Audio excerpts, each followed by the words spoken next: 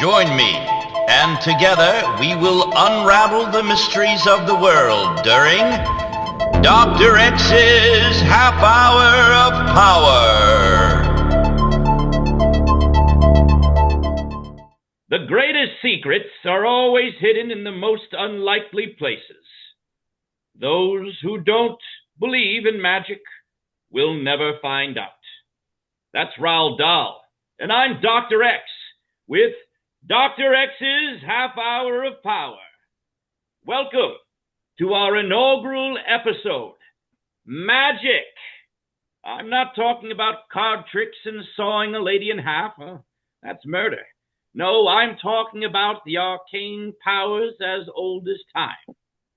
And I've called upon two gentlemen I trust to the grave, Hyde and Henry Daggs, practitioners of the arcane, of the outre, and two gentlemen I consider mentors. Gentlemen, welcome to the show. Yep, thank you for having us on. Good to Let's be here. begin with a question. What is magic? Hyde, why don't you kick us off, as they say? All right, fair enough. Well, I have a short answer and a long answer here. Let me pop the wizard hat off here. Well, the short answer is this. My motto with magic is, and you'll see this on a lot of my social media, is Omne est Magicae, which is Latin for everything is magic. So and a lot of people don't like that answer when I give it to them because it sounds too simple, and it is. But I think everything from, you get up in the morning and make a sandwich, clean your house, go to work. That's all some form of magic, in my opinion. But when people ask me what is magic, most of the time they're not asking about that. They're asking about, my crystal ball or tarot cards or casting sigils or spells or something like that. So then I have to clarify. I think the way I see it is, have to explain. I see magic as a spectrum. So a lot of older magic things, they'll refer to things as like, higher, greater magic and lesser magic. They put it in some kind of hierarchy, and I don't like that. I think of it as like a range. So on my range, on one end, I think of what I call mundane magic, and that's like your everyday stuff. Like I was just saying, getting up, making some toast in the morning, or watching a TV show, hanging out with your friends. That's all some variation of what I consider mundane magic. And the reason I say that is everything we're doing affects the world around us. So all of our actions is affecting the world in some way, whether it's physically or consciously, emotionally. Me talking to you, that's a type of magic. And then as you slide down that spectrum, it gets less and less from the physical into the more something else. So I think you slide a little bit, you get into more artistic stuff. I mean, that may be simple as making a good meal. You go a little further, you get into more proper arts, drawing, painting, making music, filming a video, whatever, creating something, making something. That to me is further down the spectrum. And I say that because that affects people not only on a physical level, but you're affecting people's emotions, conscious responses, not just, you make a piece of music, you're not just, playing a guitar or whatever you're doing. Somebody hears that piece of music and you're affecting them. And what's cool about that type of magic is it transcends just even space and time. Because, we can hear music from Beethoven, from Germany, from hundreds of years ago, and still have a big emotional response in 2025. Hundreds of years later, totally, hundreds of miles away from where it was made, and we're still feeling what he did.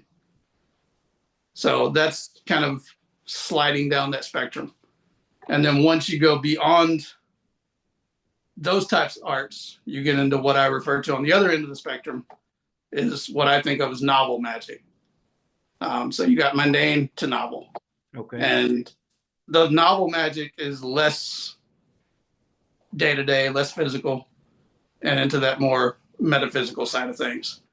So I guess before I explain all, what I think on that end, I have to take it aside. So, if the main motto of my magic is everything is magic, the corollary to that is everything is connected. Mm. So, and the way I think of that is, again, on that sort of mundane novel spectrum, is we're all connected, not just from a physical level, the mundane level. And like, I'm sitting in my chair, my chair's connected to the floor, down to the earth. That earth is connected through whatever, dirt, rocks, water, to where you're sitting underneath your house, back up, reverse that analogy to your floor, your chair, you. Through a series of many connections, we are physically on the same plane of existence. We're connected. Sliding down that series of connections is, that same spectrum, is you get into like a conscious, subconscious connection. I think that at least all the living things, maybe non-living things, we're all connected on the planet. And the way I explain that is like the psychologist Carl Jung. He called things synchronicities, is what he would refer to them as. But we've had things like, I'm sure you've had experiences like this where you might dream of somebody you've never seen before, and then you be out somewhere and see that person, or maybe you'd have an experience like, maybe I haven't talked to my old friend Steve in a while, and randomly you'll get a telephone call or a Facebook message from Steve that you haven't talked to in a few years or something like that. So I don't know who's sending that signal and who's receiving it, but obviously there's some kind of connection somewhere across the ethos. So I think that's a little more down that spectrum of connections. And then when you get completely away from the physical connections, you get into things that I'm not going to say I even fully understand. We get into, science is sort of touching on this now with stuff like quantum physics and quantum entanglement. And I've seen, Neil deGrasse Tyson talk about a particle on one side of the universe can affect a particle completely on the other side of the universe faster than the speed of light. They're connected. So I think all these connections from the physical to the non-physical and everything in between creates a giant, I guess, like web is how I think of it, of connections. And everything we're doing on that magic spectrum I was mentioning earlier, from the mundane to the novel, is pulling at the strands of that web. Or in the case of like divination, I think it's kind of like seeing the web for what it is. So when we're pulling tarot cards or looking at a crystal ball, we're seeing things. So the novel spectrum is, we're doing things like casting spells, or in the case of, other things, you might say prayers, do rituals. Those things, we're affecting that web in ways we can't physically see or do or touch. And that's that side of it. And then you get a little further and you get completely beyond the physical, and the practice I do, which is chaos magic, is what it's called. They have the high end of that is what they call astral magic. You're doing things without having an altar, without having candles and incense and books, that, a physical thing. You're doing it all mentally or, on another plane. So you can just think, and I'm not at that level, but you can just think of something and be like, oh, okay, this is affecting reality just because I thought about it, consciously. So that's kind of my magic in a nutshell. So in a nutshell, let's talk bullet points here. All right. Hyde brings to us, magic is everything. Magic is connections. Magic is on a spectrum. And something that really hits with me, synchronicity is really evidence of magic. Would you say so? Yeah, exactly. I believe that we see synchronicities all the time. I mean, going back to when I was a kid, I would even do things like, on my way to school, and just in my head, I would come up with something like, if I see 3 birds on the way to school today, I'm going to have a good day. Yes. And sometimes, that stuff would happen. I would see it. And I don't know if it's all in my head mentally. Maybe I'm just changing my consciousness because I saw 3 birds. Or is there something beyond that, in that unseen part of the universe that we can't see, that was sending me that message that, hey, here's 3 birds to let you know you're going to have a good day today. And I just think inherently, by setting that message, or that spell, if you will, of I'm going to see 3 birds, inherently makes you more aware of your surroundings overall, more welcoming to the forces around you. Exactly, yeah. And the one thing that goes into the chaos magic as I practice is like I said, I don't know if I was imagining the birds or they're sending me the signal or vice versa, or like I was saying earlier with the idea of, running into an old friend or something like that, is I don't honestly, from my point, care how it works in so much that it does work. That it does work. So when I do something magical, if it works, I honestly don't care what's going on behind the scenes, because I may in my lifetime never understand all of that as to why it worked. I just do something and I have a notebook. I'll write down, here's what I did, here's the outcome, here's what I found out worked, here's what didn't. And the stuff that works, keep doing it. I respect that, a humility, rather than being a highfalutin, nose in the air sort of practitioner where everything is secret. So thank you for sharing that. Yeah, exactly. That's why I say when I tell people everything is magic, they don't want the simple answer, but that's the honest truth. They want the candle color that's going to bring them cash, and it seems like it's much more than that. Yeah. So, Henry Daggs, you handsome devil, what do you bring to the table tonight as we say, what is magic? Well, I think that Hyde's onto something with the spectrum idea, but I was thinking this morning while I was walking the dogs about how that spectrum, it's like if you have a guitar amplifier and you use the knobs to change the sounds, and those knobs in magic are intention and ritual and meditation and things like that. So even the mundane stuff with your intentions or performing rituals or invoking or evoking, you kind of focus that energy and make things more than they actually are, or more than they actually seem. Very effective analogy, Henry. Now, how do you, well, let's say for the rookie, if you will, just starting out, where does one start out? How does one get centered into this world? Well, I started with, actually jumped into tarot when I first got interested in it. And I found this really good book. It's called 78 Degrees of Wisdom by Rachel Pollack. And she's famous for, she was a trans activist, but she was also a writer. She took over Doom Patrol when Grant Morrison. Yes. And yeah, so this is actually hailed as this has been in print for like 45 years or something. A classic, if you will.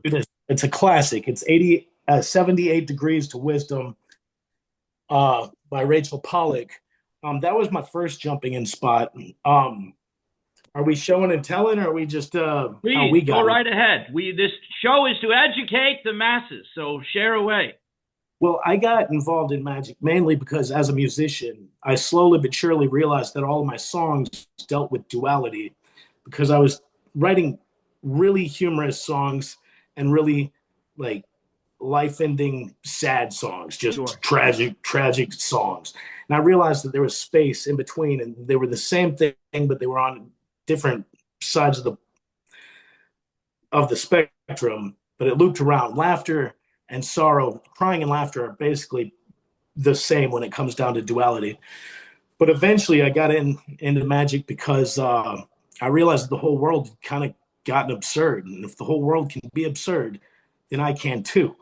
But then I started studying this stuff and I kind of got sucked in. And here I am peddling books on a television show. You're teaching. You are teaching. Hyde, where did young Hyde begin? What was your compass? Well, I've been in magic in some respects for over 30 years off and on. I grew up down south, so I grew up in the Bible Belt, but I never clicked with that stuff. So when I got to like middle school age, I kind of went wild like most teenagers do. And I started out with studying what I thought was cool at the time, witchcraft, things like that, anything I could get my hands on. And over the years, I kind of went up and down. I had some dark nights of the soul where I was disillusioned with all of it. And I would come in and out. I would drop into things like shamanism and various things. And then as I've gotten older, I went through, a phase where I was into Satanism for a long time, dropped out of that, kind of came back and got into like Taoism and things of this nature. And then most recently, I've picked back up with chaos magic, which I kind of touched on a little bit in the 90s when it was at its heyday, and then kind of dropped out of it. And then that's kind of where my version of magic is very eclectic. It pulls little pieces from here and there and all over the place. So that's why I just tell people it's chaos magic, because it's easier to fit in that explanation as to what people know rather than give a whole explanation as to all the different things I touch on. So as far as starting points, the one I always recommend, and I actually recommended, I think I recommended this to Daggs as well, is my go-to book I always recommend to people is this one here. Yes. This is Condensed Chaos. There we go. Phil Hyde. Two of a Kind by Yeah. Phil Hyde. So Phil Hyde is great. And you can see my copy is highlighted and annotated quite a bit through. But this one is my go-to. I know he's not the one everybody turns to a lot online. When you see people, they always recommend Peter Carroll, because he essentially is credited with starting chaos magic with his book Liber Null. Yes. But I think his language is very, in my opinion, just off-putting. It's kind of a lot of jargon and stuff that, unless you already know a bit about magical history, even going back to stuff like Aleister Crowley and things like that, he's a little bit of a rough start. Where Phil Hines is very kind of punk rock, like strips it down to basics. And this is just, here's what it is. Here's straight explanations. Here's the theory of what magic is, and it refers to it as chaos magic, but it's just magic in my opinion. But it's just, here's the layout of all this stuff that you can do, beginning with the basic stuff, which is just like meditation and being able to center yourself and be aware of your surroundings, like you were saying with the birds and stuff earlier. It's just great book. And the corollary to that book I always recommend is the second thing is you get this as your theory, like how it works. And then my other one I always recommend is this guy here, which is Hands-On Chaos Magic. This is by Andre Vitamus. It's a little thicker, but this thing is like it's like a textbook or exercise book rather than a book you're just going to read cover to cover. It's got probably 60 to 70 chapters in it. And it starts off with the basics, because you can see, even as thick as it is, with 60, 70 chapters, they're all short. So they're kind of like exercises. So like it starts off at the beginning with stuff like how to sit in a chair properly, how to breathe, how to focus on one thing at a time, like even putting like a candle in front of you or putting on some white noise and just focusing. And it moves on down to, focusing your energy, focusing your things in like day-to-day life, works its way through things like sigil magic and rituals and so on. And then at the very end, it touches on the stuff I was mentioning earlier about the astral magic, like working without physical props. And it kind of gives you the whole range. But it's not something I would sit there and just say, here, read this book in one sitting. Because unless you're reading, like I always recommend, read one chapter. And the third book I recommend is get yourself a notebook. Because if you're going to do that or anything, is I always take notes. Like I said earlier, I take notes of what I did, what the outcome was. Did it work? Did it not? Because if you're going to get something like Hands-On Chaos or anything you practice, I recommend, taking notes so you can see, where it worked, where you might have failed, or why you succeeded, even better, and work your way through it so that you take it step by step. Because the first thing is just simple stuff like, can you focus? Because we live in an age of internet stuff where it's like you're just overstimulated all the time. And with a lot of people like I've spoken with, it's hard just to turn your brain off for a minute and sit. Certainly. So that's the first step in any of these books that you'll see on magic, from Crowley to Hine to Peter Carroll to all these people, is just, can you sit there and be with yourself for a minute, How to quiet the mind. And once you can do that, that's the first step in getting anything else done. And that's a difficult feat. Go ahead, Henry. And that dates back to, ancient feudal Japan, and like all times, everyone's been trying to find like gnosis or the no mind, yes, or like just the moment where you can detach from all your physical reality and kind of problem solve on a like astral level, So it's historically something that goes back even deeper than all, goes through all the ages of magic, and not just chaos magic. So. Yeah, and that's what I found over the years. Like I said, I've jumped in and out. That's kind of where it came out. Is I always kind of dive into different things, and none of it ever clicks. But what I realized as the years went on is I would see, there's pieces in this shamanism that I like, but this piece is reflected in this Satanism, is reflected in this Taoism, is reflected in this Buddhism over here. And all those pieces, you realize they have common pieces. It's kind of like around the world. You always hear that there's no matter what part of the world you're in, there's stories of dragons and vampires, and mythical creatures, that these places allegedly never met each other, but they have the same kind of stories. I feel the same thing with magic is like that. There's things that people have figured out over and over and over throughout the ages, and they're just trying to get it to the masses in some form or fashion. And it's just a matter of plucking those pieces out and going, well, these are the common threads with Right. all of this stuff. Yeah, this is it sounds as if you're both saying magic is the connective tissue to all of our relationships. Daggs, what is essential to your practice? Now, as we move from theory into action, because you can't just sit around and read.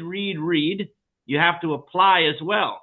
Would you agree with that, Henry? And if so, what is essential to your practice? Well, I've been making some breakthroughs with meditation lately. I'm still very new, very green. I've been green all my life. I've dabbled here and there, but this is my first deep dive in the past few years, and I'm basically still riding around with some training wheels. But I find that you do have to engage if you're going to actually, you know, you can be an armchair occult philosopher all you want, but if you aren't practicing and putting the ideas to use, it's nothing. But I don't know. Lately, I've been focusing a lot on meditation, a lot on my tarot divination. Um, I'm doing a lot of philosophizing, occult philosophy, book reading and stuff. Yes. But I've got a long way to go. But I think that's a big part of the journey is realizing how far you got to go. And could we even say that's the magic itself, the transformational property of this journey of self-discovery, with the aid of this magic energy that is binding all of us. Thank you for that insight. Hyde, essential to your practice, turning theory into action.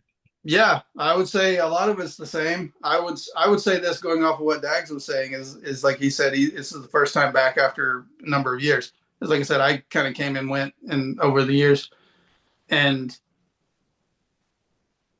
I think Heinz says this, maybe in Chaos Magic. I may be wrong, but he says at one point that enlightenment is not a destination.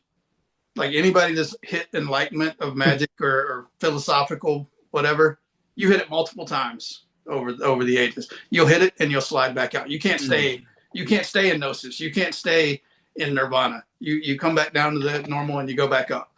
So I think my practice is a lot of the same stuff. I focus a lot on, I try to meditate. I've fallen out of that over the years. I used to do it for 20, 30 minutes a day, and now I'm trying to get back up to like 10, 20 a day. If I can do that. As far as magic practices, I pull a tarot card every day. I have an oracle deck I use. It's not a tarot card. It just has other things. And I've tried getting into crystal ball reading. I have a crystal ball sitting across from me now that I've tried to get into, scrying, things like that nature. So that's kind of where my magical practice is. But daily essentials, I'm with Daggs. I say meditation, again, that notebook, journaling, keeping track of what you're doing. So mine also says in Condensed Chaos, mine also says that initiation, not just enlightenment, but initiation is also something that will happen multiple times during your interaction. Yeah, you're never at the destination. You're always a beginner. You can always, at the end and the beginning, you could be at both places at once. Once again, back to your duality focus. Wow. A lot about duality in Condensed Chaos. I have my copy. I brought my copy because there's something funny about it. It's used like new, but it's a Chaos Magic book, and everything's pristine about it, except it has some strange white stains on the cover. So I'm guessing eating ice cream or something, maybe. I don't know. But it's Chaos Magic. You never know. Even practitioners have a sweet tooth, let's say. Well, we have learned a lot this evening, and I thank both of you. Before we conclude, I'm gonna ask one thing of both of you, give you a minute to think about it as I pay the bills, and then we'll sign off. Something to think about for a minute as I pay the bills. Gentlemen, what is a message about magic you would like to send to that person who is very honed in on what you are saying right now? So think about that. Ladies and gentlemen, you are watching the inaugural episode of Dr. X's Half Hour of Power on WHPA 13. Please join us in the Get Haunted Industries Discord, where we have a whole section, a channel as they call it, dedicated to esoteric knowledge. And these are just two of the many people who are willingly sharing their minds, their knowledge, and their internal emotions almost daily. It's a great community to join, and I thank them both for lighting this fire inside of all of us. So I'll turn to you, Hyde, to that person that is focused on you right now. What is your message to them? I would say it's twofold. One kind of goes back to the meditation thing. Always start with yourself. Like, magic isn't going to be a quick fix to make you rich or get you a girlfriend or any of that wishful thinking. Start with yourself. Fix yourself, make yourself better, improve yourself. And then secondly, as part of that, kind of the corollary, I guess, like Daggs was saying, there's duality, is don't take it so serious. I think, I don't know who said it. I want to say it was Woody Allen, but I could be wrong. But he said, don't take life so seriously because none of us get out of it alive.